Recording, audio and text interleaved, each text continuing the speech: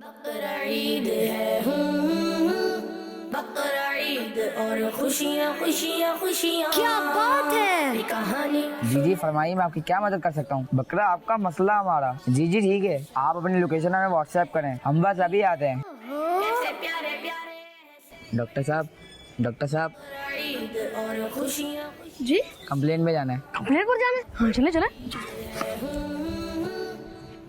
अस्सलामुअलैकुम वरहमतुल्लाहि वबरकातुहू। वालेकुम अस्सलाम वरहमतुल्लाहि वबरकातुहू। डॉक्टर साहब आप कहाँ हैं?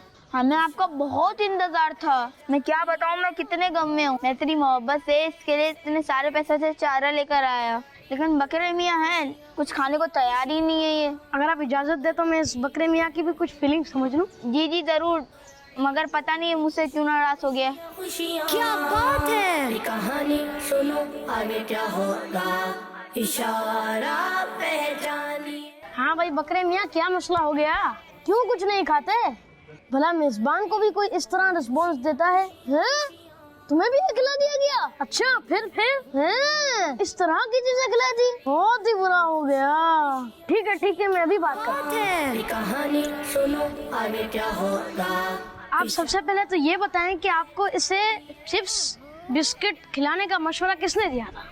वो मुझे चीजें पसंद है ना, तो अभी मैं इसके लिए ले आया। बस तो इन चीजों की वजह से बकरी मियाँ के पेट में दर्द हो रहा है। फिलहाल अभी ये कुछ खाने के मूड में नहीं है। तो डॉक्टर साहब क्या ये भूखा रहेगा? आप फिक्र न करें, मैं एक दवाई दे रहा हूँ, वो चारे में मिलाकर बकरे मियाँ को थोड़ी देर बाद दीजिएगा। इंशाल्लाह पेट का दर्द ऐसे ठीक हो जाएगा, फिर ये खाने लग जाएगा। डॉक्टर साहब ये चॉकलेट बिस्कुट वगैरह चीजें जो हमें वो हमें अच्छी लगती है, तो मैं समझा कि मेरे प्यारे बकरे को भी अच्छी लगेंगी। देखो, जानवरों की भी अपनी एक ग़िज़ा होती है और इंसानों की अपनी ग़िज़ा। जब हम जानवरों का चारा नहीं खाते तो इन्हें फिर अपनी चीजें क्यों खिलाएं?